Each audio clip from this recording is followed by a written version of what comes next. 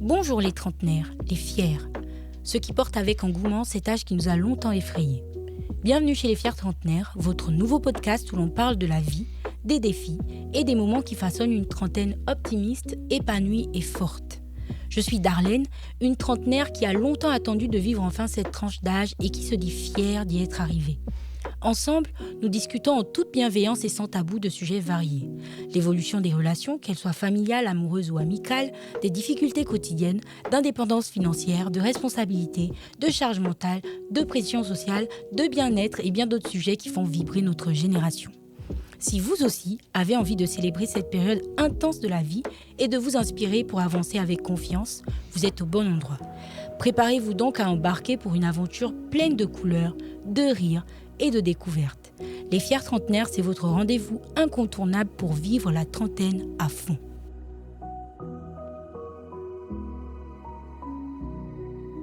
On dit souvent qu'aux âmes bien nées, la valeur n'attend point le nombre d'années. Si cette maxime de Pierre Corneille traverse les siècles, c'est qu'elle nous rappelle la vérité essentielle. Une vérité essentielle, pardon. La sagesse, l'audace et la pertinence ne sont pas l'apanage de tempes grises ou de ceux qui ont déjà franchi le cap des 5 ou des 6 décennies. Une personne ouverte d'esprit et curieuse peut être plus riche d'expérience qu'une autre qui, bien qu'ayant 2 fois son âge, aurait décidé de rester enfermée dans ses habitudes. Car l'habitude est parfois le piège de la connaissance. À force de ne fréquenter que ceux que l'on connaît déjà, on finit par confondre la répétition avec la sagesse. Et nos certitudes deviennent des œillères qui biaisent notre vision du monde. Pourtant, en Afrique, on a souvent tendance à penser que plus nos cheveux blanchissent, plus le temps nous courbe le dos et nous prive de nos dents, plus nous sommes légitimes de dicter le chemin d'une jeune adulte. Je sais que, du haut de ma trentaine, je suis encore bien trop jeune pour m'asseoir à la table de mes oncles et donner mon avis sur les problèmes de notre famille, surtout si cet avis bouscule les traditions de la masse. Cependant, à quelques jours de mes 33 ans, je réalise que la transmission n'est pas une question de hiérarchie, mais de partage. C'est pour cette raison que, pour la toute première fois dans l'histoire de notre podcast, les rôles vont s'inverser. Je ne suis plus celle qui pose les questions, mais celle qui tente d'y répondre. J'essaierai de vous parler avec sincérité de mes premières années en tant que trentenaire et pourquoi pas de comment j'ai vécu la vingtaine aussi. Je vais essayer de rester sur le sujet sans aller dans tous les sens. Pour mener cet interrogatoire inédit, j'ai le plaisir d'accueillir une âme pour le moins curieuse et ouverte d'esprit, Danaïde. Une future trentenaire qui incarne parfaitement cette âme bien née, dont la maturité et le goût de l'aventure bousculent les calendriers. Née en Haïti, adoptée par une famille française, elle porte en elle une histoire faite de ponts entre les cultures. Je vous disais qu'elle est curieuse parce qu'elle a entrepris seule le voyage depuis l'Occident pour découvrir le Gabon, ses us et ses coutumes. Cette amoureuse du fer, comme dans FAIRE, ne peut se passer de mettre ses mains au travail. Qu'il s'agisse de couture, d'art plastique, de coiffure, elle transforme la matière à chaque occasion qui se présente à elle, comme elle s'apprête aujourd'hui à sculpter notre échange. Elle est au seuil de cette décennie que nous explorons ici, avec ses questions et ses appréhensions. Alors, quel conseil donner à une future trentenaire pour qu'elle en soit fière ? Quand on est soi-même en plein cœur du voyage, comment transmettre sans donner de leçons, mais simplement en ouvrant la porte ? C'est le défi que Danaïde m'a lancé aujourd'hui. Bienvenue en Afrique, Danaïde, bienvenue au Gabon et surtout bienvenue chez les fiers trentenaires. Comment tu vas ? Ça va, merci beaucoup. Merci pour cette introduction. Merci pour cette présentation. Et pour l'invitation aussi. Et moi, je suis contente de t'avoir. En tout cas, je suis toujours contente de recevoir les amis de Givound, déjà. Et je suis toujours contente de recevoir des sœurs d'outre-mer, en réalité.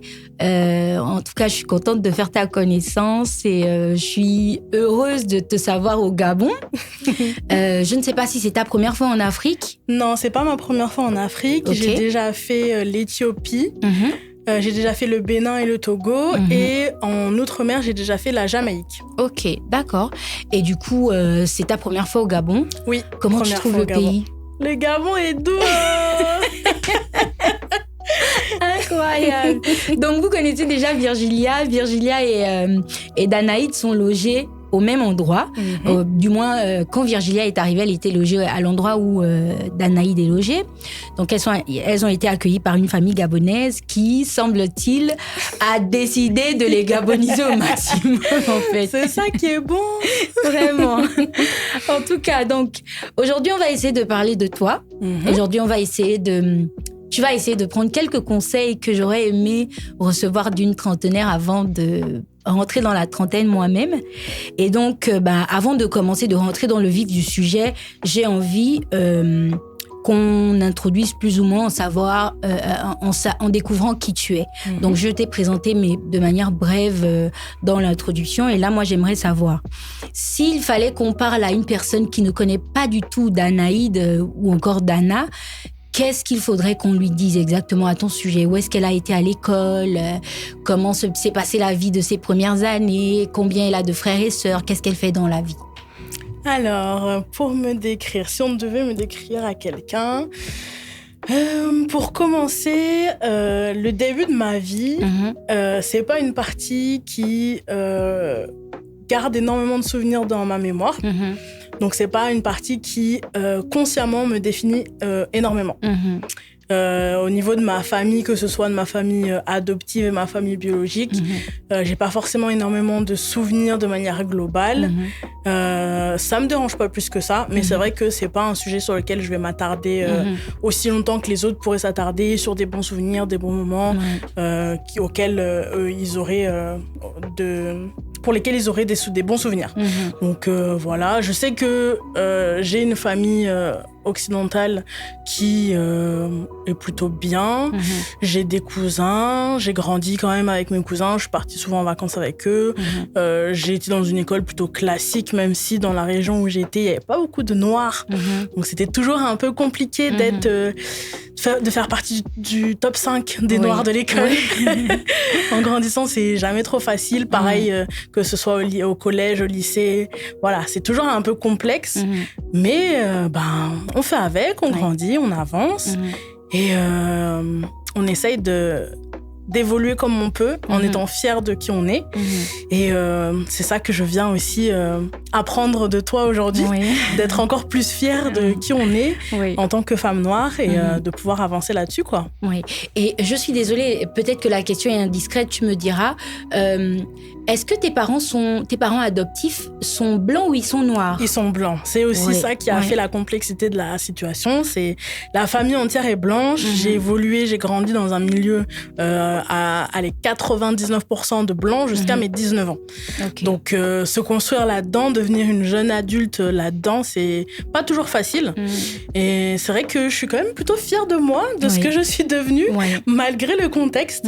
Mais oui, l'environnement blanc a quasi 100%, quoi. Ok. Et du coup, tu es né sous le soleil d'Haïti, tu as grandi en France, tu es aujourd'hui au Gabon et tu nous as dit que tu viens en fait pour découvrir plus ou moins d'où tu viens en réalité. Mais s'il fallait que tu nous en dises plus, tu as fait le Togo, tu as fait le Bénin, tu as fait la Jamaïque. Donc en fait, je crois que tu devrais... Quand on entend tous les pays que tu as fait, est-ce que tu n'as pas assez découvert d'où tu viens ou bien il y a d'autres éléments qui font que tu sois au Gabon aujourd'hui? Je pense qu'on ne découvre jamais assez d'où on vient parce que, surtout en tant que personne de l'outre-mer, on vient d'un peu partout, les cultures sont mélangées, on a été exporté d'un peu partout, donc je trouve que c'est très important de pouvoir s'imprégner de toutes les cultures dont on a la possibilité de s'imprégner pour faire le mélange de tout ce qu'il y a de bien dans toutes les cultures. Et je pense que on devrait faire ça beaucoup plus souvent et de pouvoir vraiment explorer au maximum pour ne pas rester cantonné sur ce qu'on pense savoir du peu qu'on a pu découvrir du monde.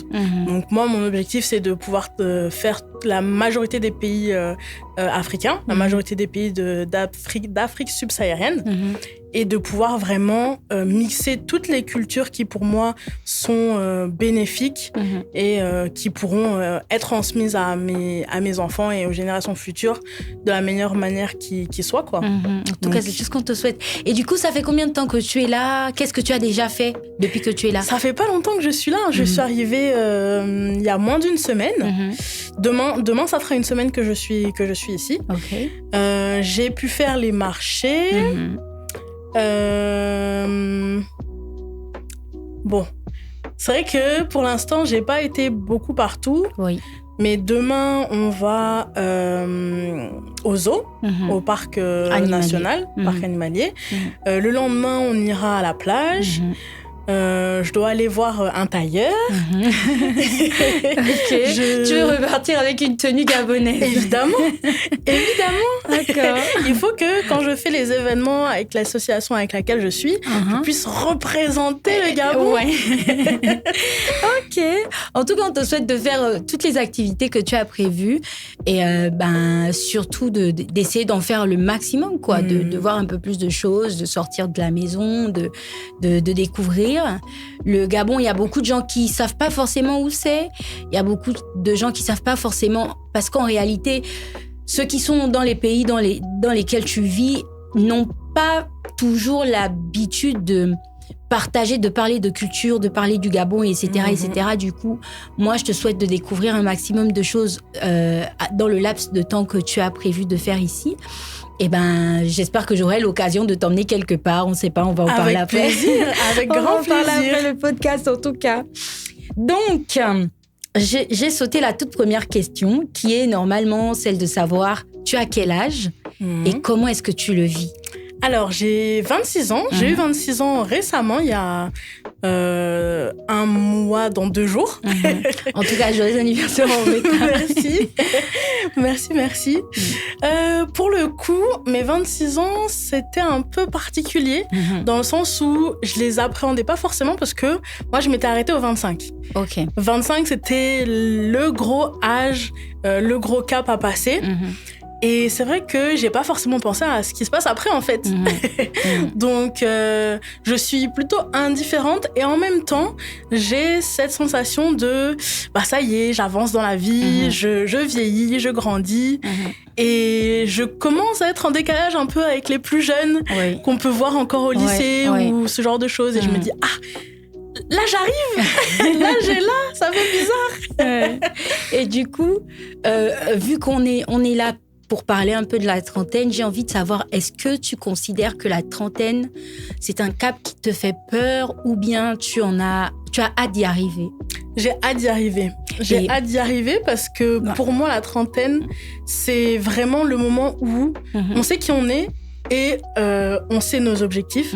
Et maintenant, c'est le moment où, comme dans les films, il faut faire la traversée. C'est la grande aventure et c'est là où tout se joue, entre guillemets. Donc pour moi, la trentaine, c'est un cap. C'est un cap. Qui te donne envie. C'est l'aventure d'une vie. Ouais.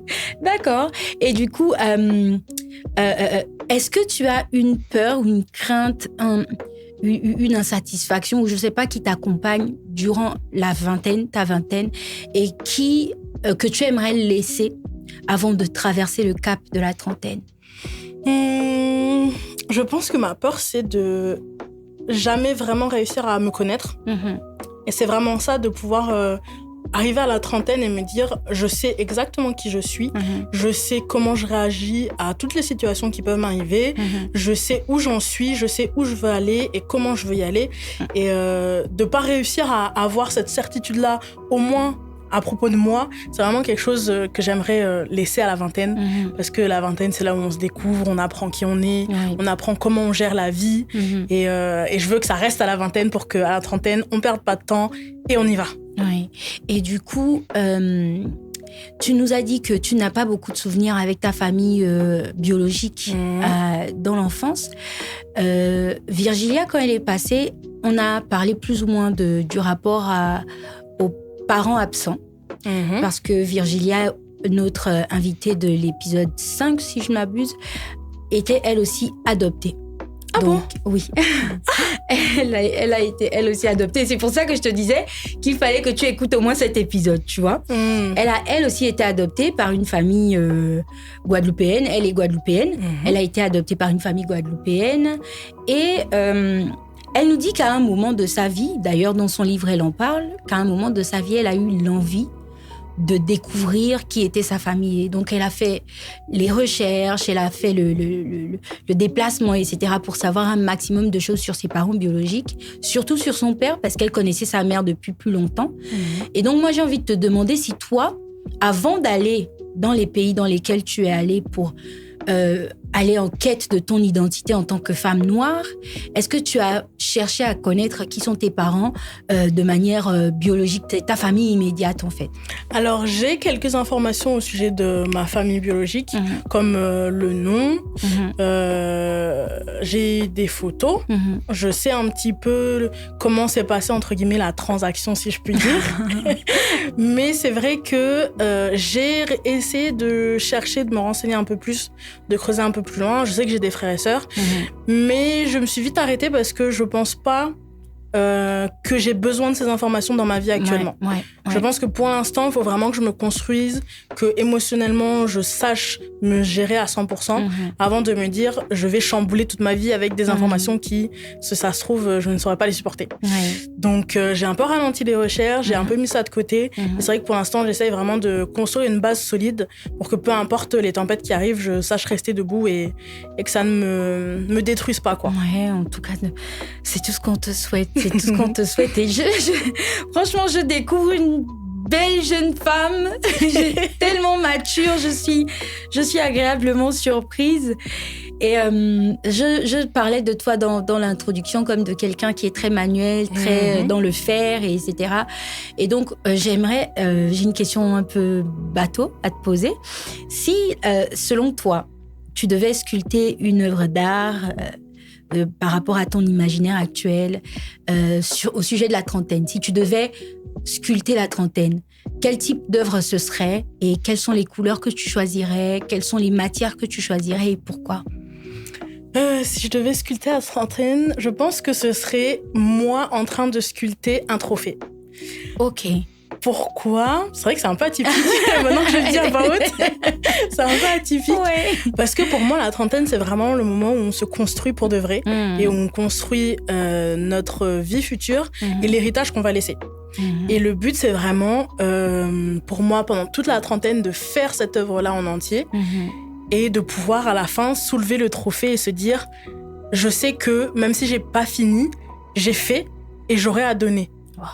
Et je pense que c'est comme ça que j'imagine l'œuvre de la trentaine. Waouh. Waouh. Pas forcément de couleur au début, parce que on est en train de sculpter. Donc en argile, la couleur argile grise, je pense. J'aime bien le gris, argile grise. Et une fois que la sculpture est finie, que moi j'ai fini de sculpter le trophée, c'est là qu'on peint le trophée. On peint le trophée en or, je pense. Parce que déjà l'or me va bien. Et l'or, c'est le jaune, c'est la couleur du soleil, c'est la couleur de la vie. Donc, Waouh! Oh, tu viens de me donner une claque, en fait. C'est tellement bien dit. C'est beau, c'est très beau, c'est waouh! C'est vraiment... Toi, en train de sculpter un trophée, en fait. Et écoute, tout est dit. Je me prends une gifle et c'est agréable à entendre. C'est waouh. En fait, je suis en train d'imaginer dans ma tête. Je sais même pas quoi dire. Bref, on va reprendre nos esprits et c'est le moment d'inverser les rôles. Donc, j'ai fait le tour des questions que j'avais pour toi. Et comme j'expliquais au début, aujourd'hui, toi, c'est à toi de me poser les questions. Parce que, à la base, c'est un épisode que je devais faire toute seule, en me disant que c'est mon anniversaire dans peu, je vais avoir 33 ans. Voilà les 10 choses que je pensais jamais avoir à faire un jour que je fais depuis que je suis trentenaire. Je comptais tourner ça comme ça, mais après, lorsque Guivoun m'a parlé de toi, m'a dit que tu voulais bien passer sur le podcast, il me disait non, mais elle n'est pas encore trentenaire voilà, je sais pas si ça cadre avec tout ce que tu as fait jusqu'ici. Je me suis dit non, mais on peut l'exploiter. En partant du principe que, bon, écoute, elle va avoir 30 ans. Je ne suis pas encore experte. Je n'ai que 3 ans dans le domaine. Je ne suis pas encore experte quand on sait que les experts, il faut attendre au moins 7 ou 10 ans. Mais je peux répondre à quelques questions qu'elle se poserait sur la trentaine en essayant de rester le plus lucide possible, le plus sincère possible, etc. Donc, c'est comme ça que tu as préparé le questionnaire. Et là, j'explique plus ou moins pour les auditeurs qui nous écoutent, qui vont se dire « Mais qu'est-ce qui se passe ? C'est pas Darlene qui pose des questions et tout. » Mais bon, en gros, c'est comme ça qu'on s'est entendu. Danaïd va me poser les questions... des questions qu'elle a préparées pour en savoir un peu plus sur la trentaine, sur comment est-ce que une trentenaire la vivrait, comment est-ce qu'une trentenaire l'imaginerait, etc. Et donc, aujourd'hui, je réponds à quelques questions de Danaïd et j'espère que je serai à la hauteur de vos attentes. Madame Danaïd, à vous la parole. Donc, voilà. Bah déjà, pour rebondir sur ce que tu disais, les 10 conseils que tu pensais jamais faire et que maintenant tu fais dans la trentaine, je voudrais savoir quelles sont les habitudes que tu n'aurais jamais cru avoir et que là, à la trentaine, tu as et qui te font vraiment du bien. Alors, je n'aurais jamais cru. La première chose, je parle de ça en premier parce que c'est mes réseaux sociaux souffrent avec. La première chose que je ne pensais jamais faire un jour, c'est prendre du plaisir à cuisiner pour mes enfants, en fait. Ah ouais? Oui, je cuisine tous les dimanches les repas de la semaine que je congèle par la suite pour faciliter le travail à ma nounou parce que je n'aime pas le fait que ce soit elle qui cuisine pour mes enfants, tu vois. Donc même quand je travaille, que je vais en mission, si je sais que je pars pour 5 à 6 jours, si je pars pour moins de 10 jours, je fais en sorte de tout apprêter pour qu'elle puisse réchauffer la bouffe et pour être sûre que même quand maman n'est pas là, les enfants savent que maman les aime quand même, quoi. C'est une habitude toute bête que je n'aurais jamais imaginé en fait à apprécier, quoi, d'être là à cuisiner plusieurs marmites pour pouvoir être sûr que quand les enfants rentrent à midi, ils mangent et ils mangent la bouffe que maman a préparée avec soin, quoi. Même quand je suis fatiguée, même quand je suis malade, même quand j'en ai pas envie, je prends quand même beaucoup de plaisir à cuisiner tous les dimanches un maximum de repas. Et pour le moment, étant donné que je bosse pas, je dois dire aussi qu'on enregistre cet épisode en avril. Donc peut-être que d'ici août, là, j'aurai trouvé un emploi. Et en gros, c'est ça. Je prends plaisir, même quand je bosse. Maintenant que je ne bosse plus, je cuisine pour jusqu'à mercredi. Okay. Et puis quand la nounou arrive, elle réchauffe la bouffe et que j'ai sorti au préalable si je sors le matin, je fais sortir du congélateur, ça dégivre tranquillement et quand elle rentre avec le plus jeune, elle réchauffe et comme ça même quand la plus grande arrive, au moins il y a un repas chaud qui les attend. C'est beau. C'est beau. Merci beaucoup. Donc en gros, ça c'est la première habitude que j'ai prise qui me fait plaisir. La seconde, c'est un verre de vin. Un verre de vin pour célébrer tout et n'importe quoi.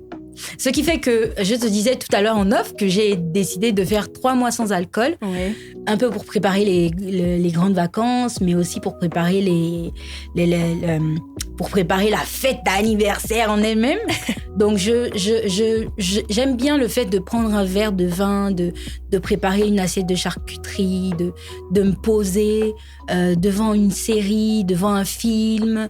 La lecture, j'ai toujours beaucoup aimé, mais c'est tellement un plaisir qu'on ne se serait pas imaginé ressentir que de prendre un verre de vin et de rester là, d'aller dans ses pensées. Et voilà, quoi. En tout cas, il y a ça. Et puis, depuis peu, j'ai redécouvert, ça va être le troisième, le plaisir de regarder des films avec mes enfants le week-end. Oh, c'est trop mignon. Parce que ma mère faisait ça à une période. Quand on était plus jeune, à l'époque, on devait louer des films à la vidéothèque. C'est ça, vidéothèque. Voilà. Et donc, ma mère amenait tous les vendredis un film qu'on regardait ensemble. Et donc, j'essaie de faire ça avec les enfants. À l'époque, c'était des films Disney de l'époque. Donc, c'est ce que je fais avec eux. J'ai recommencé récemment, ça doit faire déjà 2 mois à faire ça. Si, par exemple, on est mercredi, qui n'ont pas cours demain, qui n'ont pas cours parce que c'est férié, par exemple, on va se poser, on va regarder un film. Eux, ils vont boire un jus, moi, je vais boire un verre de vin. Et à la fin, chacun va dans sa chambre, on s'endort. Donc, vraiment, j'ai redécouvert ça avec le fait d'avoir quitté mon emploi. Parce que quand tu rentrais à l'époque du boulot, tu étais fatigué, tu n'avais le temps de rien. À peine tu t'es douché, tu as envie d'embrasser le petit et puis tu vas dans ton lit, quoi. Mais depuis que j'ai arrêté, j'ai un peu plus de temps. Donc, j'essaie d'en passer le maximum avec eux. Et surtout que il y a celle qui va avoir le bac cette année, Inch'Allah, et qui va bientôt partir, du coup. Et donc, elle va quitter le cocon. Et donc, j'ai envie de profiter au maximum d'elle, de faire que son petit frère profite au maximum d'elle et qu'ils aient des souvenirs, quoi. Et même si je sais que elle, parfois, ça la saoule quand je lui dis « Vas-y, Manassé, choisis un film, j'arrive », elle se dit « Ah, moi, je veux rester sur mon téléphone » ou bien je veux réviser mes cours. Je sais que quand elle va partir de la maison, dans quelques mois, elle se dira « Ah, mais on est vendredi aujourd'hui, on aurait pu être en train de regarder un film avec maman et Dimani. » Et donc, voilà. C'est des souvenirs qu'elle va chérir plus tard. Voilà. Elle se rappellera et c'est doux. Et 4e truc, écoute, on est des daronnes maintenant, donc ça va être l'électroménager. S'acheter l'électroménager, mais c'est un kiff. Je disais, voilà, l'électroménager, c'est un gros kiff de m'en acheter. Et surtout que j'ai déménagé en novembre 2024. Je vous entends d'ici dire que ça fait quand même déjà 1 an. Mais bon, c'est dur de meubler une maison. C'est beaucoup d'argent. Ça peut prendre le temps qu'il faut. Et surtout que j'ai envie d'en faire mon cocon, vraiment mon havre de paix. Donc, quand tu achètes un nouvel appareil, tu te dis, waouh, tu as vraiment envie d'en profiter au maximum. Et donc, je prends vraiment plaisir à équiper ma maison, à acheter de l'électroménager, à tester les équipements, à utiliser les appareils. Aujourd'hui, air fryer, demain micro-ondes, demain cafetière, etc. Franchement, c'est un gros kiff. Et je me rends compte que c'était peut-être aussi un kiff pour ma mère, quoi. Oui. Parce que ma mère a toujours aimé le fait d'avoir une cuisine bien équipée, bien faite et tout. Et donc aujourd'hui, je me retrouve à être dans ses chaussures. Et quand à une époque, je ne comprenais pas forcément le fait que mais pourquoi maman a autant de robots ? Aujourd'hui, je me dis, ouais, en fait, ça facilite la vie. Donc, ça, c'est le 4e plaisir. Il va y avoir aussi le fait d'envoyer les enfants quelque part. Et en fait, tu vois, autant je t'ai dit, ouais, j'aime bien passer du temps avec, ouais, je veux. Voilà, il faut que je te dise, parce que tu disais que tu n'as pas écouté beaucoup d'épisodes, il faut que je te dise que j'ai eu du mal à avoir un enfant. Pendant des années, j'ai cherché énormément et tout. Et quand je te dis que j'ai une grande fille qui va avoir le bac, en fait, c'est ma nièce, dont je suis la tutrice depuis qu'elle a 5 ans. Mais je n'avais jamais eu d'enfant biologique, en fait. J'ai fait beaucoup de fausses couches, etc. Et quand j'ai eu mon fils, je me suis dit, ma vie a changé, ma vie a commencé à tourner autour de lui et tout ça, tout ça. Autant je l'aime de tout mon cœur, autant j'aime le silence de quand il est pas là. En plus, les garçons. C'est un garçon. Et écoute, les garçons avec leur mère, je sais pas, mais c'est pas quelque facile. chose, hein. Je te promets. Il est toujours...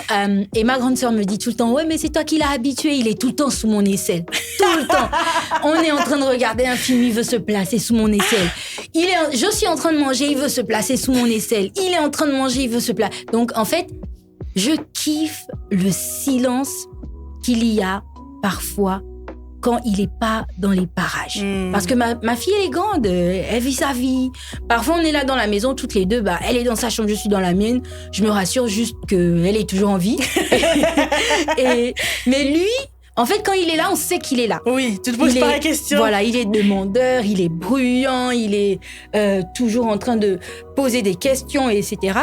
Donc, le fait de pouvoir, de temps en temps, les envoyer quelque part, je savais pas que ça serait possible de kiffer.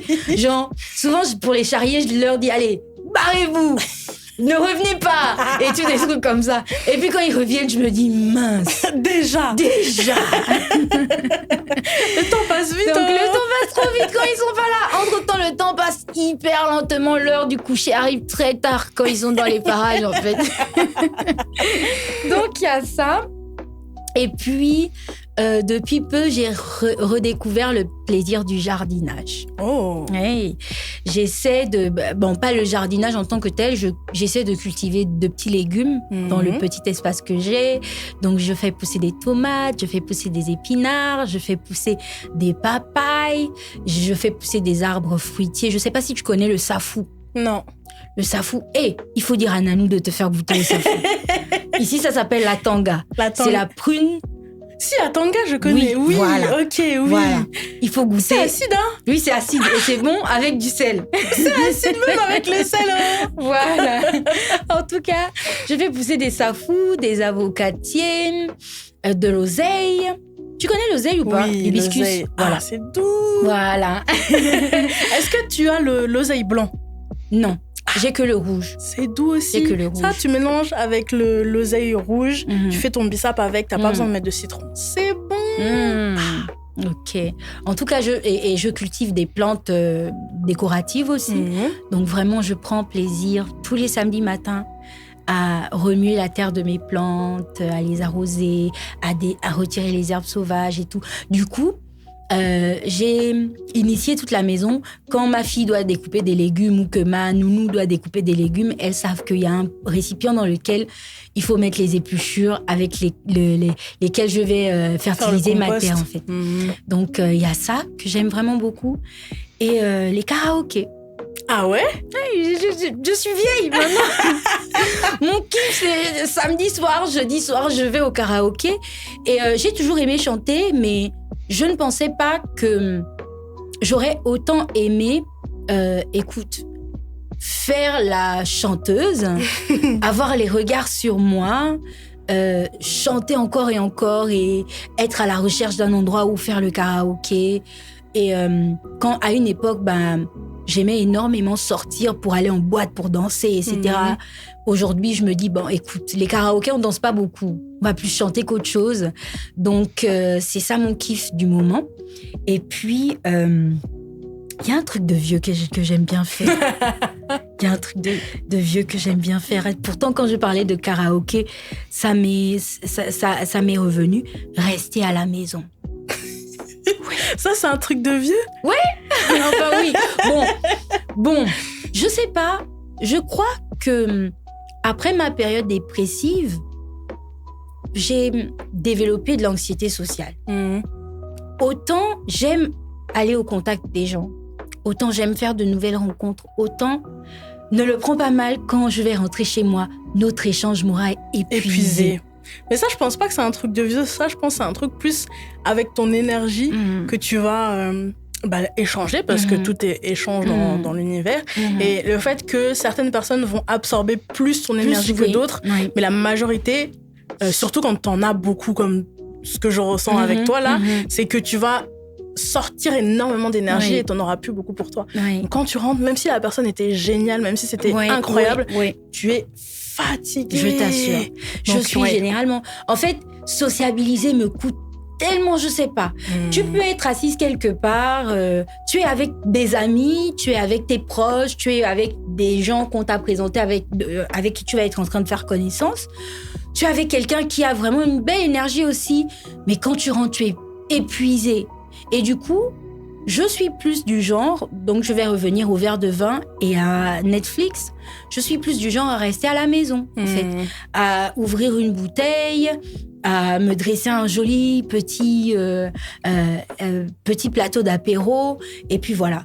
Mais sortir, aller dehors, voir du monde, discuter, moi je me dis, Et tu vois, je racontais une anecdote. Une fois, parce que j'ai dit que cette année, je vais me faire violence, en fait. Je vais faire en sorte de rencontrer un maximum de personnes, surtout que je suis dans la création de contenu. Donc, il faut que je puisse rencontrer un maximum de personnes et leur donner envie de passer chez moi pour que le podcast se perpétue. Et donc, je suis rentrée dans une association de femmes qui sont toutes beaucoup plus géniales les unes que les autres, en fait. Et donc, souvent, après notre rendez-vous mensuel, on fait des afters. Et donc, la première fois qu'on a fait un after, je me suis retrouvée à vouloir rentrer parce que j'étais fatiguée. On avait déjà passé l'après-midi ensemble et tout, on avait parlé, j'ai rigolé, bu. Et donc, moi, je voulais rentrer. Il y a quelqu'un qui m'a dit, mais on va dans la même direction, on va aller en même temps. Et je t'assure que... Vous pouvez aller après, hein. Laissez-moi aller d'abord, pardon. Parce qu'elle me disait, non, mais nous, on va partir dans 10 minutes, sois juste patiente. On va partir ensemble et tout. Et surtout, ça nous fera économiser le taxi, tu vois. Et moi, mon cerveau a juste crié, tu vois. Et je t'assure que le râle est sorti. En fait, c'était dans ma tête que j'étais en train de me dire, non, tu vois. Mais c'était... Ça venait du cœur. Voilà, ça venait du cœur. Et puis, elle s'est dit genre, elle a dit, bon, ok, vas-y. Je t'assure que je me suis sentie désolée. Mais j'étais en mode, attends, c'est vraiment sorti à haute voix. Ça, c'est l'épuisement du cœur. Je me suis dit, c'est vraiment sorti à haute voix. Elle m'a dit, non, vas-y, pas. J'ai dit que je suis désolée, je suis fatiguée, les enfants sont ceux-là. J'ai commencé à m'excuser et tout. Parce que, en fait, je voulais rentrer, je voulais plus rester. On avait passé un beau moment. On aurait sans doute continué dans le taxi, mais j'avais déjà envie de me retrouver seule. Avec toi-même. Parce que je savais qu'en rentrant, il y aurait le petit qui serait demandeur. Et donc, j'avais envie d'être dans ma bulle, de mettre mes écouteurs, pas de parler avec quelqu'un dans le taxi, ou je sais pas, de répondre à des questions. Et donc, directement, j'ai fait Et après, elle a dit, ok, vas-y. J'étais en mode, Donc, en gros, il y a ça. Je savais pas, parce qu'à une époque, j'aimais vraiment beaucoup aller vers les gens. J'aimais être entourée, avoir plein de monde autour de moi et tout. Et aujourd'hui, c'est l'inverse. Je ne savais pas que ça serait possible de se dire... Quand on t'appelle pour te dire, Darlene, tu veux sortir? Et tu dis, non, j'ai beaucoup de choses à faire. Mais beaucoup de choses, c'est, écoute, ça prend du temps de dresser le plateau en question. 12 heures, j'ai déjeuné avec moi-même, j'ai pas le temps. Voilà. Donc, en gros, c'est ça. Passer du temps avec moi-même à la maison et écouter mon corps. Ça va être ça, je crois que c'est la 9e, là. Écouter mon corps parce que, je suis quelqu'un d'hyper active. Je suis multipotentielle. Je n'aime pas rester sans faire quelque chose. Je te disais que j'ai quitté mon boulot, ça fait 1 mois. Jeudi, ça faisait 1 mois. Mais entre-temps, j'ai déjà lancé une PME. Ah oui. Ouais, pas être pauvre. Oui, en 1 mois. Ok. Pour pas être pauvre, quoi. Donc, j'ai lancé une activité qui fait dans le placement de personnel de maison. Ok. Et je te disais qu'on était allé faire la peinture chez une cliente. Donc, on essaie de se diversifier. En tout cas, dès qu'il y a une activité à faire dans votre maison, n'hésitez pas, petite pub, appelez Maisonnette Service. Maisonnette Service? Oui. C'est trop mignon. Appelez Maisonnette Service, pensez-y. Voilà. Si vous cherchez du personnel de maison, etc. Je disais ça pourquoi? Oh my God. Parce que tu voulais apprendre à écouter ton corps. Voilà, je voulais apprendre à écouter mon corps. Donc, je suis toujours dans tout, dans plein de choses.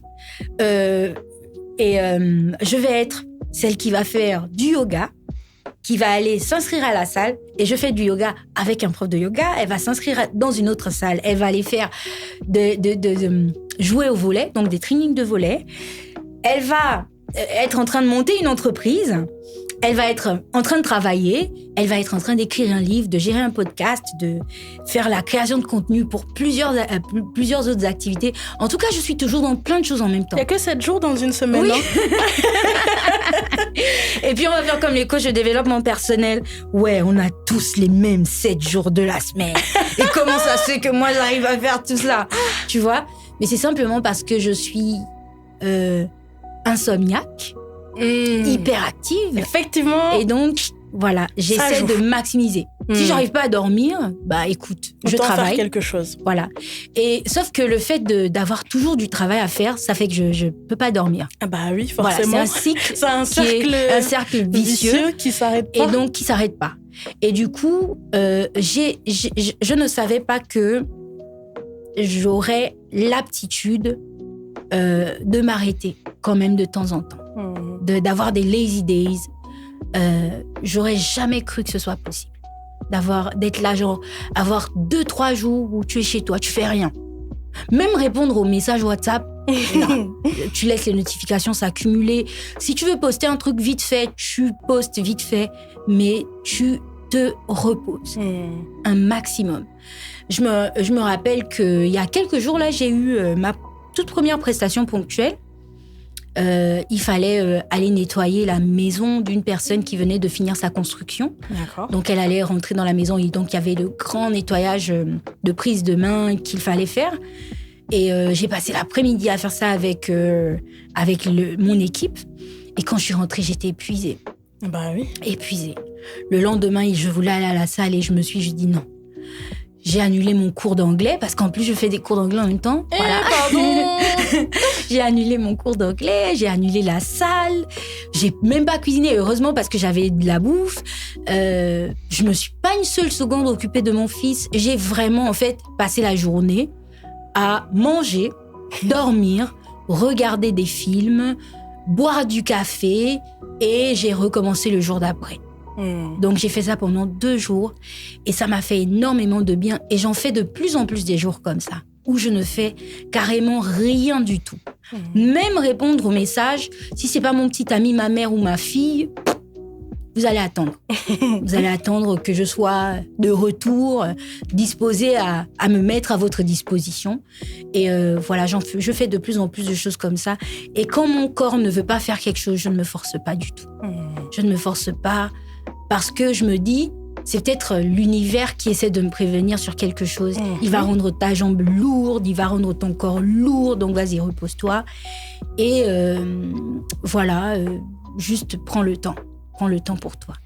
Donc, je sais pas s'il y a quelque chose, une dernière chose qui me vient comme ça. Peut-être, bon, ça c'est un truc que j'ai toujours fait, hein, mais depuis qu'elle a été malade, c'est vraiment quelque chose que j'essaie de faire un maximum, avoir de longues conversations avec ma mère. De longues conversations avec ma mère, parler de tout et de rien, critiquer les gens, la famille, me critiquer, enregistrer ses conseils, même si elle et moi, on a 2 façons de penser différentes. Ma mère, elle est du genre à penser que, écoute, à ton âge, tu devrais être mariée. Il faut pas dire à ton petit ami que tu n'es pas du genre à te marier, que tu ne rêves pas du mariage et tout. On a 2 façons de penser différentes, mais parce que j'ai réalisé à un moment que je pouvais la perdre à tout moment, j'aime encore plus passer du temps avec elle. Et donc, je fais ça énormément. Je vais chez elle, je l'aide, je l'appelle. Quand je peux pas partir une semaine, j'essaie d'aller chez elle toutes les semaines. Et la semaine où je peux pas y aller, on va passer du temps, énormément de temps au téléphone. Et voilà. Maintenant, pour finir, il y a le fait de remercier son corps. Ça va peut-être avec le fait de l'écouter, mais quand des gens vont se lever le matin et faire une prière, moi, je vais adresser de la gratitude à mon corps, d'avoir pu s'endormir, d'avoir pu se réveiller, d'être toujours fort, de me porter, de supporter tout ce par quoi je passe, de m'aider à réguler mes émotions. Donc, je vais prononcer des paroles de gratitude envers mon corps parce que on a tendance à développer l'esprit. Développer l'esprit, on va faire de la lecture, on va aller en voyage, on va, je sais pas, aller parler à un psychologue. On va travailler sur les besoins de l'esprit, mais le corps, on va le mettre de côté. Sauf quand on veut être hyper sexy pour l'été. Allez, on va... Là, on fait violence. Voilà, on se fait violence pour avoir le summer body et tout. Mais on ne pense rarement à lui que pour ce genre de choses, quoi. Entre-temps, écoute, si on nous enlève notre corps, que notre esprit reste, les personnes tétraplégiques, paraplégiques, leurs esprits sont là. Mais ils ont la malchance de n'avoir plus la possibilité de se mouvoir aussi facilement que nous, en fait, sur nos 2 jambes, de courir, de marcher, de porter des poids. Et donc, j'ai découvert le plaisir il y a 2 ou 3 ans, de me lever le matin et de dire merci Darlène, merci de t'être réveillée, merci d'avoir dormi 3 heures, même si ce n'est que ça, merci d'avoir renouvelé tes forces, merci pour la journée durant laquelle tu vas m'accompagner encore. Et voilà. Donc voilà. Les 10 petites choses que je ne pensais pas faire il y a quelques années, mais qui me font énormément plaisir. Jardinage, du temps avec la famille, du temps avec moi-même, des activités pour moi-même, et en gros, voilà. Donc voilà. C'est beau. Est-ce qu'il y a une des choses, parmi tout ce que je t'ai dit, qui te fait envie ou que tu fais déjà toi ? Moi, c'est l'électroménager. Okay. J'aime déjà ça. Et je pense que ça va avec le fait de prendre du plaisir à cuisiner. Parce que vraiment, ça facilite et ça donne encore plus de plaisir à préparer et à préparer beaucoup. C'est vraiment, je pense, les 2 vont ensemble. Et à partir du moment où tu te sens bien dans la cuisine et que c'est un moment de plaisir pour toi, généralement, l'électroménager va avec. Oui, c'est vrai. OK. Du coup, par rapport à ce que tu m'as dit, t'es beaucoup venu sur le fait d'écouter ton corps, de remercier ton corps. Ça me fait penser à une autre de mes questions. C'est, est-ce que maintenant, là, à ton âge actuel, tu penses te connaître ? Et si c'est le cas, comment est-ce que tu as appris à te connaître ? Alors, je ne crois pas que je me connaisse entièrement. Je pense que tous les jours, on se découvre. Tous les jours, on se découvre. Tous les jours, on se rend compte qu'on est capable d'une chose X ou d'une chose Y. Il y a quelques années, on m'aurait dit, Darlène, tu vas finir par entreprendre. Je t'aurais dit, écoute, je suis pas entrepreneur, je n'ai pas l'esprit entrepreneur, je n'ai pas l'esprit à entreprendre, je n'ai pas la patience à entreprendre, encore moi au Gabon.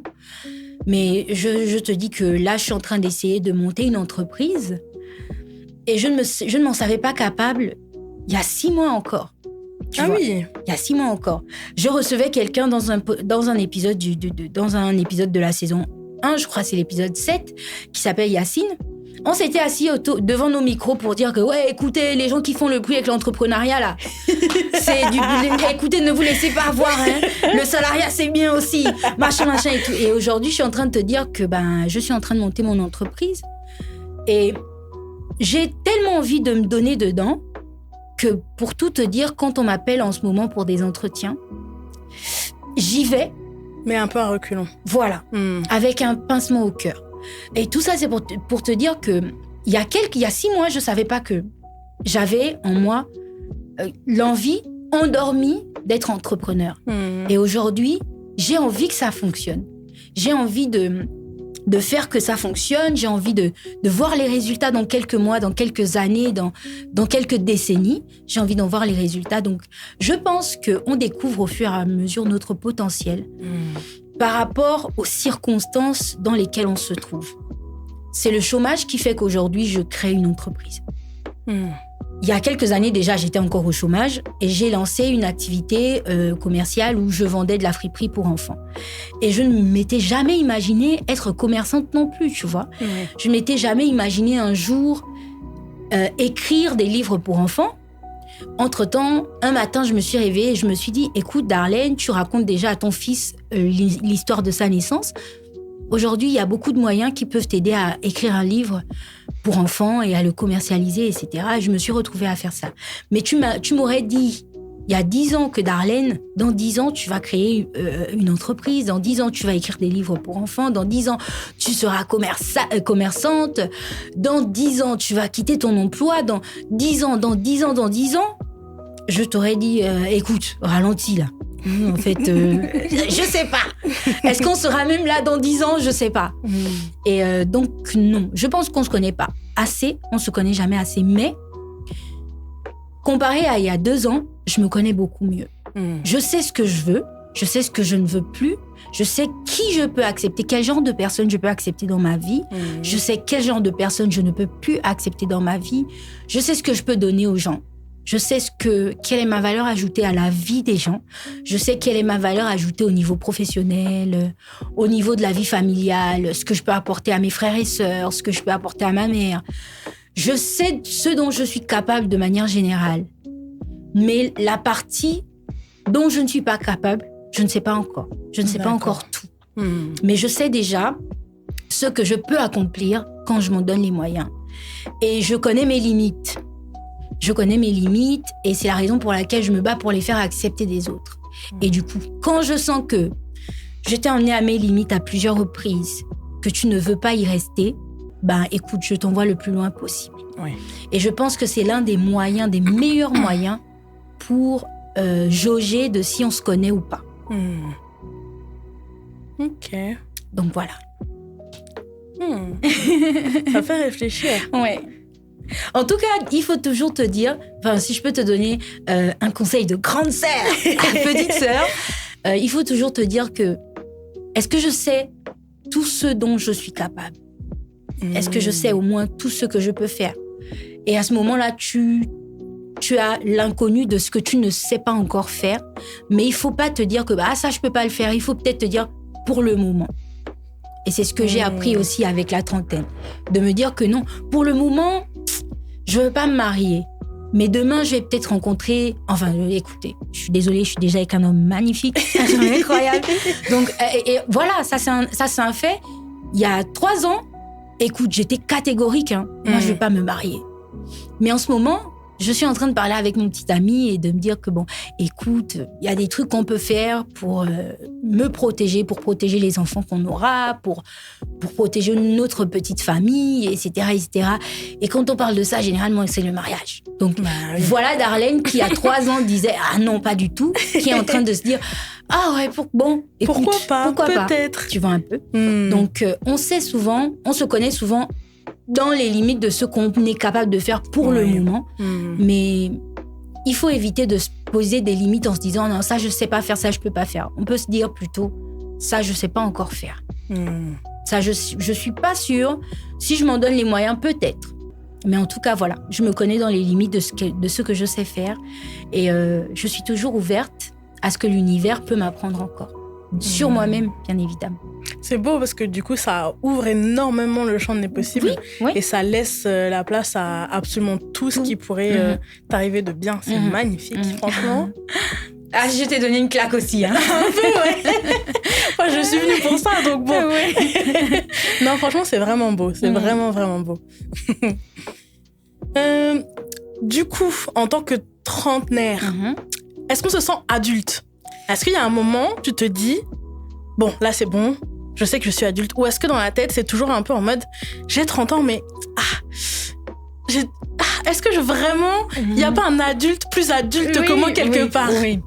Tu vois, il y a un mème qui tourne sur les réseaux sociaux qui montre un chien, je crois que c'est un chihuahua, qui a un téléphone et un chapeau, qui dit moi en train d'appeler ma mère parce que je suis face à un problème d'adulte et qu'elle est plus adulte que moi. Tu vois, il y a toujours plus adulte que soi, toujours. Mais une chose sûre, c'est qu'on sent les responsabilités. On sent les responsabilités, on sent le droit à la parole. On a un peu plus le droit à la parole. Même si, comme je disais dans l'introduction, en réunion de famille, on va toujours me dire « Ah, l'enfant, va plutôt acheter les jus au lieu de nous distraire. » là. Tu vois, sers les boissons à tes oncles au lieu de raconter n'importe quoi. Tu vois. Mais quand même, parce que je suis maman, je suis l'adulte de la maison. Oui. Tu vois. Parce que je suis chef de service dans l'entreprise qui m'emploiera, par exemple, parce que je serai chef de service dans l'entreprise qui m'emploiera, je serai adulte. Parce que écoute, je suis manager de mon petit business, je suis obligée d'être l'adulte du business, en fait. Et du coup, il y a toujours plus adultes que soi. Les personnes plus âgées, etc., vont toujours être plus adultes que soi. Et je pense que ta question était plus centrée sur la maturité. je suis toujours immature, hein. Faut me voir sur les réseaux sociaux en train de danser. C'est que quand j'ai fait l'anniversaire de ma fille qui a eu 17 ans en janvier, ses copines étaient en mode « Ah non, Manassé, on va faire la fête du bac ici. Ta maman, elle est trop cool et tout. » Parce que quand il faut festoyer, j'enlève la casquette de la mère et tout. Je deviens plus une amie parce que j'ai envie qu'il y ait le lien de complicité entre elle et moi, qu'elle puisse me dire les choses. Je deviens plus une amie qu'une mère. Mais quand il y a les résultats scolaires qui arrivent, écoute, je reprends vite ma casquette, quoi. Ouais. Si ça ne va pas comme ça doit aller, je reprends vite ma casquette. Et le fait est que je me suis sentie adulte assez rapidement. J'ai eu des responsabilités. Si le fait d'être adulte, on ne le mesurait qu'au fait d'avoir des responsabilités, j'ai eu des responsabilités assez tôt. Je t'ai dit que ma nièce, ma fille, est devenue ma fille alors qu'elle avait 5 ans. Elle a 17 ans aujourd'hui. Moi, je devais avoir... quoi. Elle est née, j'avais 14 ans. Ah oui. Donc 5 ans plus tard, voilà. J'avais 19 ans. Ok, oui, voilà. Effectivement. Et donc, sa maman étant partie pour poursuivre ses études, je suis devenue sa maman ici parce que notre aînée était déjà au campus. Elle était partie du cocon familial et moi, j'étais dans le cocon familial. Et du coup, je me retrouve à avoir la charge de ma fille assez tôt. J'ai aussi fait énormément de choses avant tout le monde. J'ai travaillé très tôt, très jeune. J'ai eu mon bac littéralement jeune. J'ai commencé à travailler très jeune. Ensuite, je me suis installée avec un homme très jeune. J'ai commencé à vouloir avoir des enfants très jeunes. Je te disais que j'ai essayé plusieurs fois. J'ai fait 8 fausses couches. Entre-temps, je n'ai que 33 ans. Ce qui signifie que ce côté-là, en fait, j'ai de l'expérience. Oui. Tu vois, j'ai énormément d'expérience dans ce domaine-là. Et donc, j'ai fait plein de choses très jeune. Et du coup, les responsabilités qui sont venues avec sont venues alors que je n'étais qu'une enfant en termes d'âge, quoi. Oui. J'étais une jeune adulte. Je crois qu'à 26 ans, j'étais déjà dans un foyer. Ah oui. Ouais, j'étais déjà dans un foyer. Je crois qu'on avait peut-être... Non, à 26 ans, j'avais déjà été dans un foyer. Ah oui. J'en étais déjà sortie à 26 ans. Waouh. J'étais dans un foyer de 5 ans. Waouh. J'avais été dans un foyer qui avait duré 5 ans. Du coup, c'est pour te dire à quel point j'ai fait plein de choses très jeune. Et donc, la maturité est arrivée assez vite. Tu vois, la maturité dans pas mal de choses, dans le fait d'être une maman très jeune, dans le fait d'aider sa mère très jeune, dans le fait d'être dans un foyer très jeune, de devoir gérer une maison très jeune, de devoir vivre avec un homme très jeune. J'ai fait plein de choses très tôt. Et donc, j'ai acquis suffisamment de maturité très tôt pour aujourd'hui. Quand je dis souvent aux gens, ok, j'ai 33 ans, mais je suis très vieille, hein, parce que j'ai eu beaucoup de vie avant mes 33 ans. Et avant même la trentaine, j'avais déjà fait plein de choses que les gens n'avaient pas encore fait, en fait. Et donc voilà, je pense que je me sens vraiment adulte, mais ça n'a pas attendu la trentaine. Ça n'a pas attendu la trentaine, c'est arrivé bien avant, c'est arrivé avec toutes les responsabilités que j'ai eues entre-temps. Et donc oui, je me sens très adulte, je me sens très vieille. Mais je me dis, comme tu disais tout à l'heure, il y a encore énormément de possibilités qui sont face à moi, en fait. Pour moi, la trentaine, c'est pas la fin, c'est le début, comme disait quelqu'un qui était passé ici. C'est le début de la course. En fait, là, on se positionne aux starting blocks. Et avant, après, partez. Parce que on ne va peut-être pas retenir tout ce que j'ai fait avant. Mais maintenant que j'ai des enfants, ils vont retenir de « Ouais, maman était comme ça, maman a fait ça. » Voilà. C'est à partir de là. Et c'est la raison pour laquelle je pense qu'on a autant de pression autour de la trentaine. Parce que c'est l'âge de l'accomplissement. Et donc voilà, je vais pas aller plus loin. En gros, c'est un peu ça. Je vois. Et du coup, parce que tu as fait beaucoup de choses très jeunes, mais toi, en tant qu'enfant, comment tu t'imaginais plus tard? Comment tu te voyais, en fait, quand tu pensais à toi en ayant 30 ans? Alors moi, ma mère a eu ses enfants, elle a eu 4 enfants. Ok. Nous sommes 3 filles, je suis la 3e et puis à mon petit frère. Et donc moi, à 30 ans, quand j'étais enfant, je me disais, malheur à celui qui fait pas mieux que ses parents.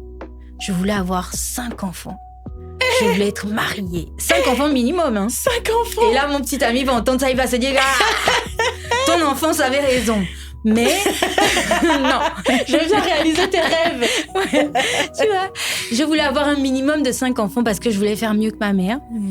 Je m'imaginais mariée avec le père de tous mes enfants. J'imaginais que j'aurais une belle maison que j'aurais construite avec mon mari, que je serais une bonne chrétienne, catholique, parce que j'ai été élevée dans ça. Je m'imaginais heureuse. Je m'imaginais entourée de beaucoup de personnes qui m'aimeraient presque autant que je les aimerais. Je m'imaginais épanouie. J'imaginais mon mari successful. Comment on dit ça en français? Réussi, qui aurait réussi. Oui, successful. Ah, c'est dur. Ouais. En tout cas, un mari qui a réussi. Qui a réussi, voilà, oui. Oui. Ah, successful. En tout cas, oui. Ah non, excusez-nous, genre on est trop anglophone. Trop bilingue, sorry. Bilingual. En tout cas, c'est ça. J'imaginais que mon mari serait la personne successful, tu vois. J'imaginais que ce serait lui, la personne successful, et que moi, je serais la personne qui l'aiderait à l'être. La femme dans l'ombre. Le soutien, voilà. Je serais la grande femme derrière un grand homme. Et je m'imaginais en train de gérer la maison, etc.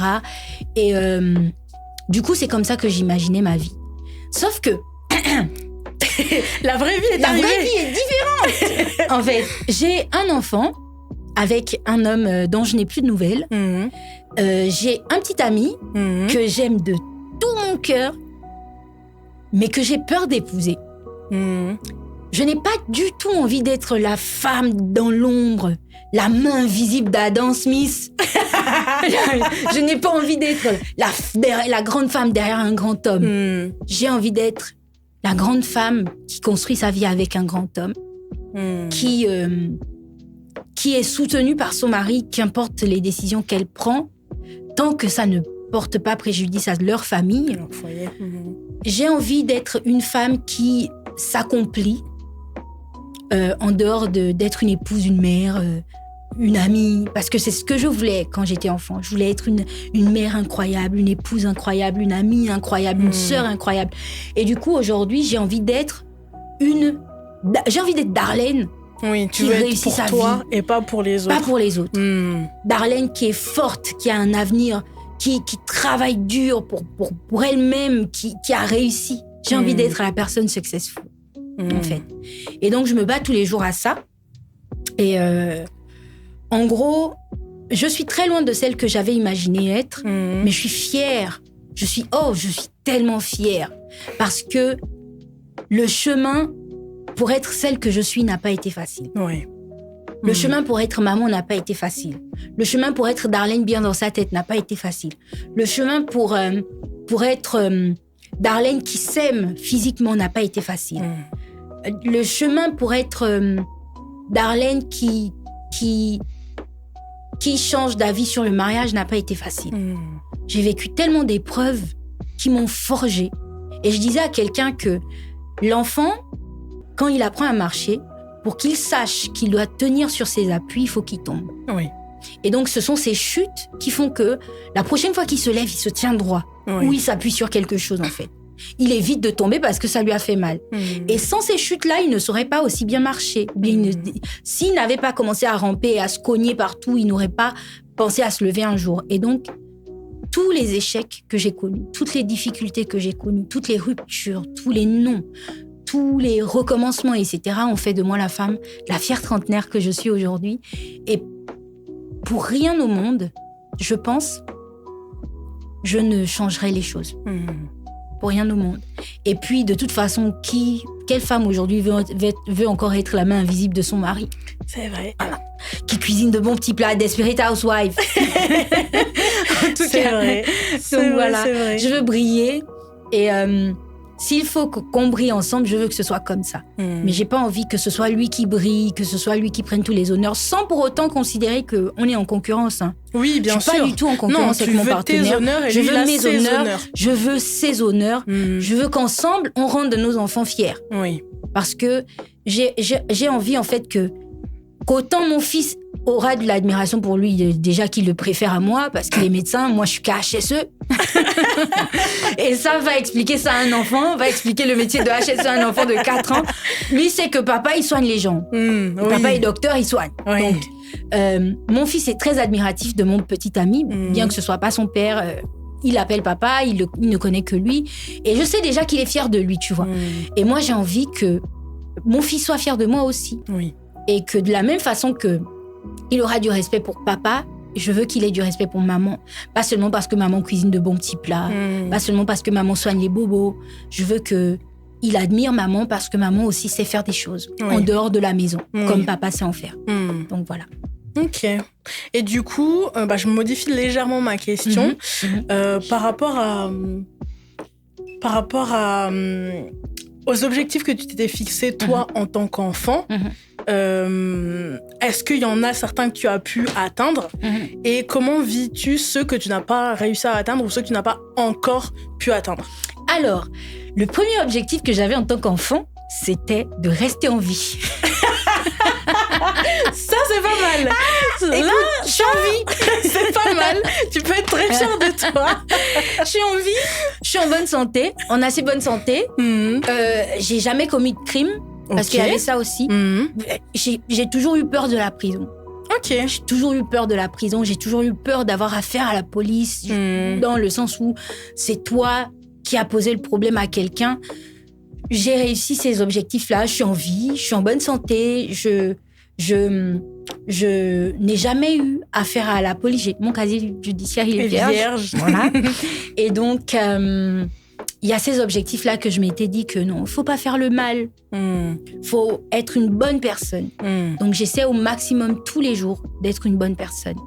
Et il y a des objectifs que je m'étais fixés. Je comptais être une volleyeuse professionnelle. Je comptais être interprète. Ok. Bilingue. je comptais...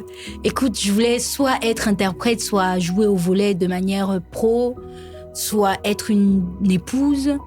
Et aujourd'hui, je suis pas volleyeur, je suis pas interprète, mais au moins je parle anglais. Voilà. C'est déjà ça. C'est déjà beaucoup. Voilà. Et je suis une bonne mère et je suis convaincue que la personne que je suis en train de construire sera une bonne épouse. Et donc, ce que je n'ai pas pu atteindre, je me dis, c'était pas fait pour moi. Oui. Simplement. Je me dis, c'était pas fait pour moi. La vie, c'est comme un carrefour. Autant tu peux aller à droite quand tu prends le carrefour, autant tu peux aller à gauche.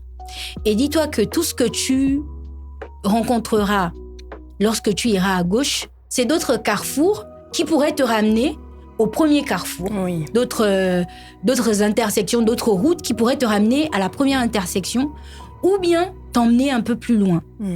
Et si l'univers, parce que moi je fonctionne beaucoup en termes d'univers, je ne crois pas en Dieu comme les gens chrétiens, bouddhistes et autres croient. Moi je crois en le fait que y a une force supérieure, certes, mais que la force supérieure sommeille en nous en fait, plus qu'en quelqu'un d'autre. Oui. Donc voilà.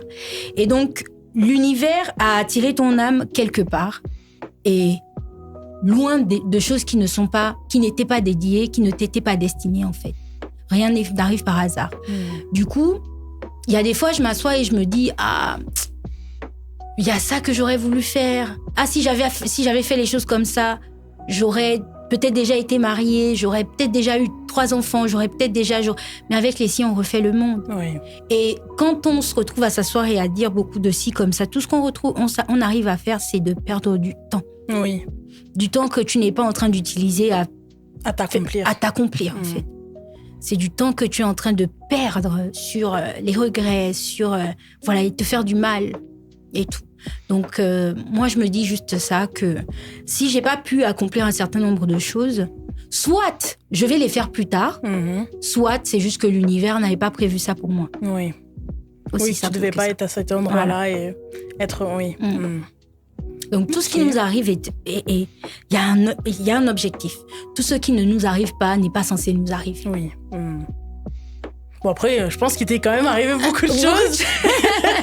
Je pense que... En tout cas, objectif premier, être en vie, coché. On peut déjà tous, ceux qui écoutent, se féliciter de ça. Voilà. On est resté en vie, on a vécu. Et voilà, si vous continuez de vous battre, parce que la vie est tellement dure. La vie est tellement dure. La vie est un combat, comme on dit. Et si vous continuez de vous battre, c'est que l'univers a un plan pour vous. Qu'importe ce par quoi vous passez. C'est parfois facile de dire ce genre de choses. C'est plus facile de dire ce genre de choses que de les appliquer. Oui, mais toujours. Voilà. Qu'importe ce par quoi vous passez, dites-vous bien que c'est le plan de l'univers et que mieux vous attend demain. Parce que souvenez-vous de l'enfant qui tombe et qui finit par très bien marcher jusqu'à il apprend à courir et puis il apprend à pédaler. Et parce qu'il sait qu'il faut appuyer le pied quand il marche, il sait conduire parce que c'est le principe, appuyer la pédale, etc. Et voilà. Tout ce qui vous arrive comme grâce, comme élément nocif en ce moment, c'est simplement pour faire de vous une meilleure personne. Donc voilà. Ok. Bon, de beaux objectifs en tant qu'enfant. Et du coup, quels sont les objectifs pour la quarantaine ? Alors, on est encore loin, mais c'est déjà bien d'y penser. Ouais. Je pense que, écoute, peut-être d'ici à ce que j'ai 40 ans, me marier. Ok. Marier. Tu vois, on change pas mal.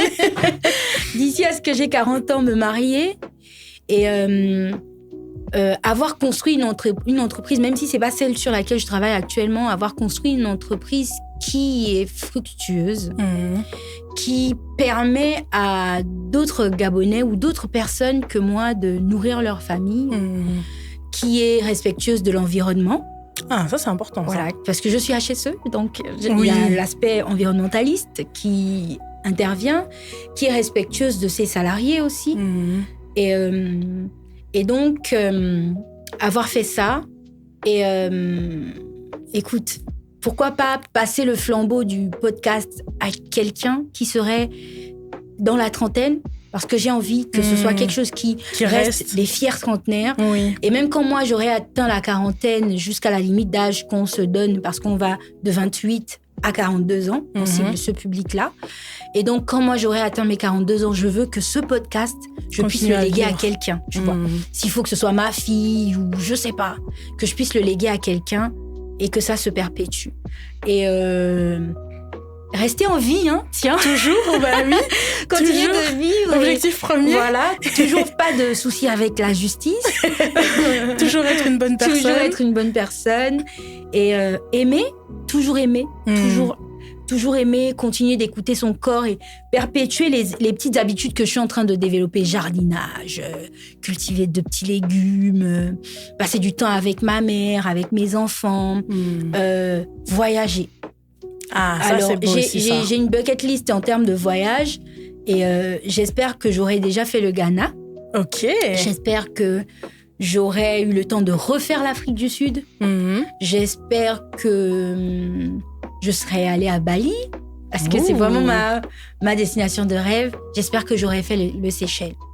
Donc, en gros, il y a ça. De belles destinations en perspective. Oui. Pas mal. Et puis, pourquoi pas, parce que Virgilia m'a invitée en Guadeloupe. Ah, ça c'est bien ça. Voilà. Pourquoi pas avoir fait la Guadeloupe. En tout cas, j'ai envie de voyager un maximum et de faire découvrir le monde à mes enfants. Parce que je pense que le voyage nourrit l'esprit. Je sais pas qui l'a dit. Mais vraiment. Voilà. Quelqu'un disait que le voyage nourrit l'esprit et c'est important. De sortir des coupures de la SEG. Tu as déjà subi les coupures ou pas encore ? Pas encore, j'ai eu de la chance. Pour l'instant, pas de coupures. En tout cas, de sortir des coupures de la SEG pour voir autre chose. Et de sortir de ce en quoi on croit, ce à quoi on est habitué, ce dans quoi on nous a éduqués pour voir autre chose. Ouais, ça forge vraiment quelqu'un. Pour avoir commencé à voyager très jeune. Assez jeune, parce que comparé à toi, du coup, tout est relatif. Mais pour avoir commencé à voyager assez jeune, c'est vrai que ça forge énormément, que ce soit le caractère, que ce soit la confiance en soi, de savoir que on peut faire énormément de choses. Je sais que mon premier voyage seul, c'était la Jamaïque. J'étais déjà allée une fois en voyage de groupe et j'y suis retournée toute seule 6 mois après, parce que vraiment, je suis tombée amoureuse de ce pays, la Jamaïque. Si vous avez l'occasion, vraiment, allez-y, mais n'y allez pas comme les Américains, vraiment, allez-y. Pour les locaux, pour les gens locaux, pour vraiment découvrir à 100%, pas juste rester dans les hôtels, ma petite parenthèse. Et il s'est passé tellement de choses sur place, ne serait-ce qu'avant même que j'atterrisse au pays, j'ai, à cause d'un retard de mon premier vol, raté ma correspondance. Donc je me suis retrouvée en Allemagne, toute seule. Je parlais 3-4 mots d'anglais, je baragouinais quelque chose, et j'ai dû demander de l'aide, trouver une solution pour reprendre un vol plus tard, ou alors rentrer chez moi en France. Et j'étais perdue, et tout ça en 6 heures, trouver une solution, parler à des gens en anglais, savoir si je décide de rentrer chez moi et finalement on annule les congés, on repart travailler, ou est-ce qu'on continue à partir, prévenir les gens qui nous attendent sur place là-bas, le chauffeur, l'hôtel, et se dire, une fois qu'on a passé ça, en fait, j'en suis capable, je m'en sors. Mon premier voyage tout seul, même si je parle pas très bien anglais, je me suis fait comprendre, même si je connais pas le pays, je suis passée par l'Allemagne, je suis passée par la Hollande, je suis passée par le Panama, je suis passée par non, je crois que c'est tout, c'est déjà bien. Donc ces 3 pays-là, alors que juste de base, la destination, c'était Luxembourg, Jamaïque. Donc vraiment, c'était un autre univers. Et voir que, en fait, ça te tombe dessus, mais si ça te tombe dessus, c'est que tu peux y arriver. Tu peux le faire. Quelqu'un disait que... je crois que c'est la Bible qui le dit, que Dieu n'envoie ses combats les plus rudes qu'à ses soldats les plus forts. Exactement. Même quand c'est une phrase que je n'aime pas forcément, parce qu'à un moment donné, on ne veut pas toutes les batailles, il faut nous laisser un peu. En fait, on veut respirer. On ne veut pas se battre tout le temps, pardon. Tu vois un peu. Mais en fait, si l'univers t'envoie une bataille, c'est que tu es capable. C'est ça. C'est que dans ton subconscient, il y a des moyens et il y a des éléments pour te permettre de sortir de cette bataille, en fait. Et voyager seul, parce que moi j'aime faire ça aussi. Voyager seul, c'est hyper important. Important. Et les gens me disent souvent, mais toi, tu n'as pas peur de voyager seul? Oh, tu es encore parti où, machin? Si on a peur, on ne fait rien. C'est les gens qui ont peur, on ne fait rien. Dis-toi que même sortir de la maison, juste tu es devant ta porte, un véhicule peut faire... Tu te fais faucher, c'est fini. Et puis c'est fini, tu vois un peu. Donc, même descendre du lit le matin, on ne ferait pas. C'est ça. Si on se fie à nos peurs. C'est ça. Donc, la peur n'est qu'illusion au final, parce que c'est pas parce que c'est inconnu que c'est forcément dangereux. Il faut juste savoir jauger, savoir prendre ses précautions, rester à l'écoute de son instinct, de l'environnement. Et si on fait ça, tout va bien. Tout va bien. En tout cas, voyager, les gars. Vraiment.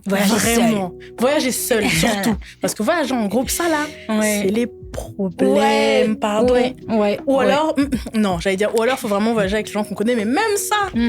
Chacun a ses envies, en fait, ses programmes. Ça. Et après, tu redécouvres. Quand tu es à l'étranger, tu redécouvres les gens, en fait. C'est ça. Tu redécouvres les gens.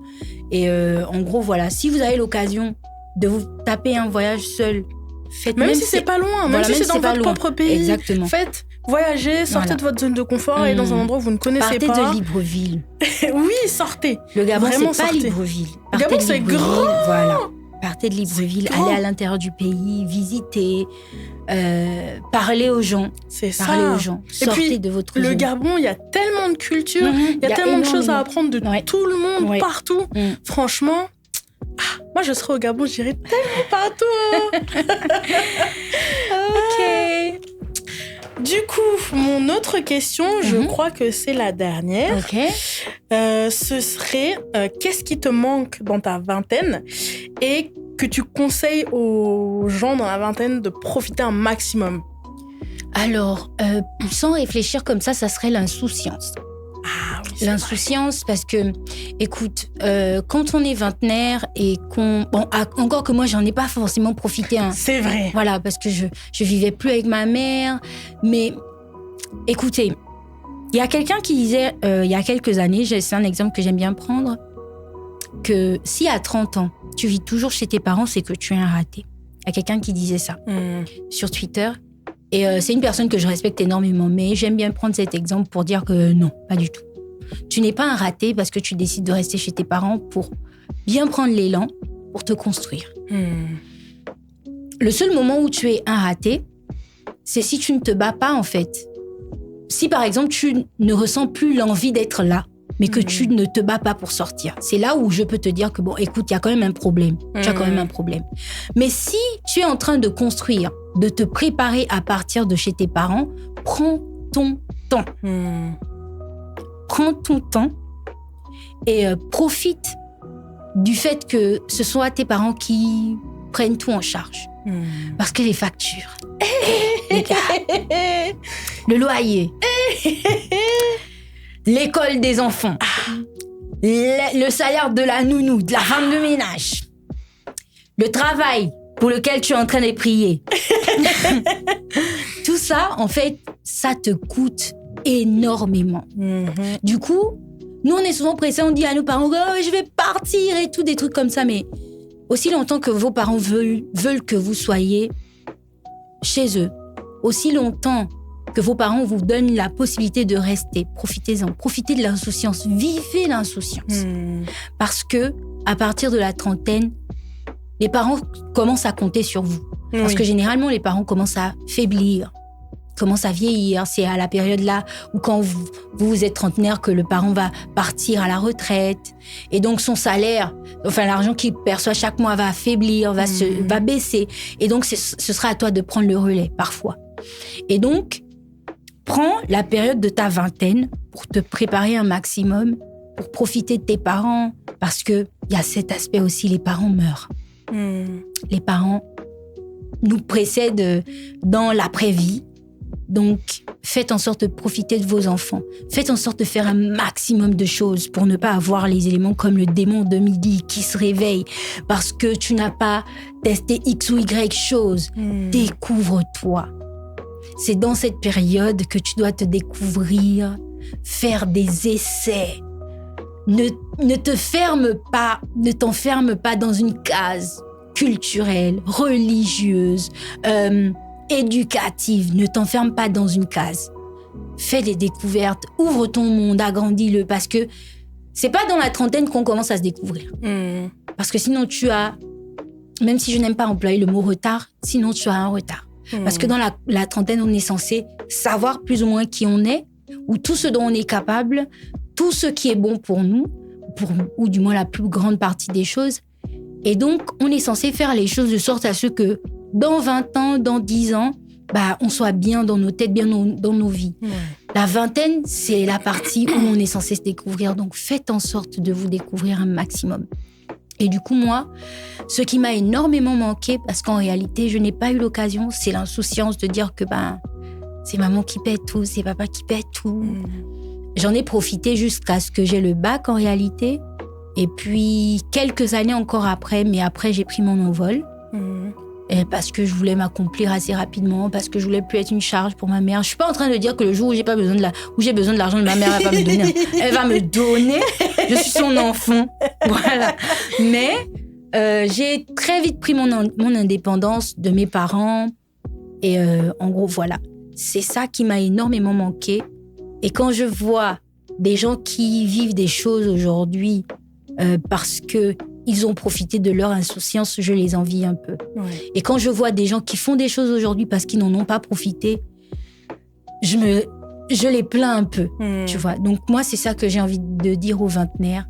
Profitez de votre vingtaine. Vous n'avez la vingtaine qu'une seule fois. C'est vrai. Une seule fois, les gars. Genre, de 20 ans à 29 ans, c'est fini. Ça ne va jamais faire retour en arrière. C'est pas comme dans les films. Pas comme Benjamin Button. Voilà. Tu ne redeviendras... je dis souvent ça à mes enfants. Tu ne vas jamais retourner dans mon ventre. Tu ne retourneras jamais dans le ventre de ta mère. Tu ne retourneras... Enfin, sauf si tu es disposé pour la régression. Mais comment te sentirais-tu c'est ça. Si c'est à 40 ans que tu devais retourner chez tes parents. Tu vois un peu. Tu te sentirais mal. Le monde te ferait te sentir mal. Oui. Et peut-être que tu poserais problème à tes parents, même s'ils te disent pas, mais quand même, écoute, Darlene, elle a 40 ans, elle a 4 gosses, elle vit chez nous. Merde, on est fatigués, on l'a déjà élevé, on tout va ça. pas élever ses enfants. Elle aime beaucoup élever ses enfants, en fait. Même s'ils te disent pas ça, quand ils vont s'asseoir dans leur lit le soir, ils vont se dire ah mais Darlene, elle se trouve une maison quand et tout, parce qu'ils auront besoin de leur liberté. C'est ça, de leur vie à eux aussi. Donc c'est dans la trentaine qu'il faut profiter, dans la vingtaine qu'il faut profiter. N'attendez pas d'être trop vieux pour revenir chez vos parents. Profitez. Franchement, c'est le conseil que j'ai envie de donner. Vivez ce que vos parents vous donnent l'occasion de vivre. Voilà. Ne soyez pas pressés de partir de la maison. En gros, c'est ça. En tout cas, donc, on a fini les questions que Dana avait pour moi. Et moi, j'aimerais savoir comment tu appréhendais notre échange? Franchement, j'avais hâte. J'avais hâte parce que c'est vrai que c'est quelque chose que j'avais en tête, mais c'est souvent les petits rêves de « Oh oui, moi, un jour, vais passer sur un podcast. Je ferai un podcast. » Ou est-ce que tu discutes avec tes copines « Ouais, on parle trop bien, on a trop d'idées, faut trop qu'on fasse un podcast. » Et là, je me dis « ça se réalise pour de vrai. » Et se dire que des fois, il suffit de vraiment rien pour que... quelque chose vraiment pour que l'univers, les étoiles se mettent en marche et se disent bon, toi là, t'as voulu ça, on va te mettre là-dedans. Vas-y, viens, fais. Et tu profites et c'est cool, vraiment c'est cool. Et du coup, s'il fallait que tu retiennes une seule chose de tout ce que j'ai dit jusqu'ici, ce serait quoi à ton avis? Ah, une seule. C'est compliqué, hein. Oui. Une seule. Que tant que tu te mets pas de limites, tout est possible. Tant que toi-même, tu décides pas que ça, là, ce que tu imagines, ce que tu n'imagines même pas, n'est pas possible, ben, ça peut toujours arriver et il faut accepter, il faut prendre. Il faut prendre ce qui t'est offert. Parce que si ça t'est offert, c'est que c'est pour toi. Donc juste accepte, fais, avance, bats-toi. Et si tu y arrives, c'est que tu dois y arriver. Si tu n'y arrives pas, c'est que soit tu dois te battre encore un peu, soit ben, c'est pas pour toi, mais tu avais quelque chose à apprendre. Donc apprends et prends et on avance. Ok, en tout cas, là on a fait le tour des questions qu'on avait toutes les deux l'une pour l'autre. Oui. On a donc normalement fini notre épisode, mais j'ai quand même envie de te faire le rituel de cette saison. D'accord. La première saison, le rituel, c'était quel âge tu as et comment tu le vis.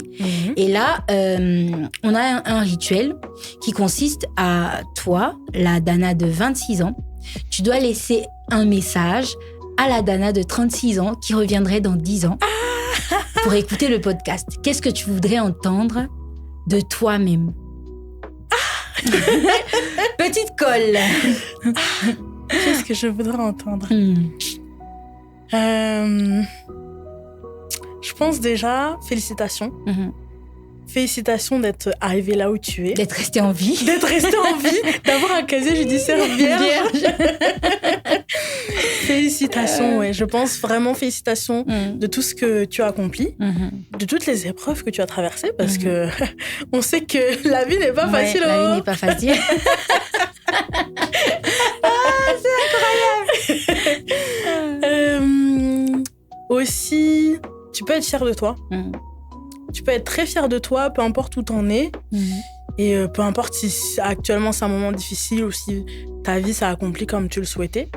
Juste, sois fier de toi, sois fier de ce que tu as pu avancer parce que t'as un parcours de vie qui est atypique. Pas tout le monde n'aurait pu arriver, même là où la Dana de 26 ans est arrivée. Donc, si t'as réussi à aller jusqu'au 36, juste félicitations et sois fier de toi. En tout cas, Dana, on est content que tu sois revenue nous écouter. J'espère que l'échange t'a plu. En tout cas, moi, je suis aussi obligée de me prêter au jeu. Mais quand l'invité peut faire un message global, moi, je suis obligée de rester sur le thème. Comme ça, à chaque épisode, je laisse un message à Darlene de mon âge, en fait. Et donc, étant donné que le titre de l'épisode aujourd'hui, c'est j'ai 33 ans et voilà quelques trucs que j'aurais aimé savoir plus tôt.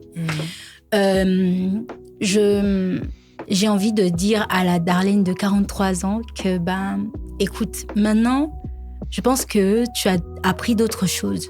Je crois que tu es capable d'autres choses et je suis persuadée qu'on est capable de beaucoup d'autres choses. Et je suis presque sûre que tu as fait de ton mieux pour ouvrir ton esprit, pour découvrir et voilà, que tu as fait de ton mieux pour tirer des leçons de tout ce qui t'est arrivé. Et comme Danaïd disait à Danaïd de 26, disait à Danaïd de 36, elle disait que tu peux être fière de toi et moi j'ai envie de te dire à toi aussi que tu peux être fière de toi. Parce que je connais ta résilience et je sais que si quand tu avais mon âge, quand tu étais dans ma peau, tu étais déjà autant résiliente, je suis convaincue que avec toutes les duretés que tu as dû vivre entre-temps, parce que la vie, elle n'est pas facile, elle s'est certainement pas arrangée, tu es devenue davantage résiliente et je te remercie et je remercie notre corps d'être resté en vie. Je nous remercie d'avoir gardé notre casier judiciaire vierge. Et je nous remercie d'être resté une bonne personne. Donc, voilà. On a fini. Non, déjà, c'est passé trop vite. En tout cas, j'espère que l'échange t'a plu, Danaïd. Moi, franchement, ça m'a plu. Je découvre une jeune femme magnifique. Et je te souhaite tout le meilleur. Je te souhaite de profiter du Gabon. Je te souhaite de profiter d'encore plus de voyages. Et je te souhaite de garder ton ouverture d'esprit. Je te souhaite de t'accomplir et de te découvrir. Et je te souhaite de profiter de ta motherfucking trentaine qui arrive dans 4 ans. En tout cas, je te souhaite tout le meilleur du monde. Merci à toi de nous avoir accordé du temps. Par contre, je veux bien que tu laisses un message aux fiers trentenaires qui nous écoutent, s'il te plaît. Un message genre un conseil ou je sais pas. Voilà, allez, lâche-toi. Les fiers trentenaires, mon conseil, ce serait n'oubliez pas qui vous étiez dans votre vingtaine. Souvent, je pense, la vie nous emporte, la vie nous préoccupe. On pense à ce qui va être demain, les factures. Mais je pense que c'est important de se rappeler de comment on ressentait la vie, comment on ressentait les choses dans la vingtaine. Pour alléger, en fait, alléger le quotidien, alléger les problèmes et pouvoir plus facilement les gérer parce que plus on avance dans l'âge, plus il y a de problèmes sur les épaules, plus les épaules sont lourdes. Donc, essayez même de vous écrire, de vous parler à vous-même, de vous enregistrer pour vous souvenir de comment vous pensiez, comment vous viviez, comment vous ressentiez dans votre vingtaine et pouvoir, dans votre trentaine, juste se rappeler de ça et continuer à faire ça pour les prochaines années, pour les prochains âges. Je pense que c'est important. En tout cas, merci beaucoup, Danaïd. Et j'ai failli oublier. Joyeux anniversaire, Darlene. Joyeux anniversaire, Darlene. Merci beaucoup. Donc, on espère que l'échange vous a plu. Je vous attends en commentaire pour me souhaiter joyeux anniversaire. Donc, merci encore de nous avoir écoutés. C'était Les Fiers Trentenaires, votre podcast qui traite de la vie, des défis et des moments qui façonnent une trentaine optimiste, épanouie et forte. Merci à vous d'avoir été avec nous aujourd'hui et à la prochaine. Bisous!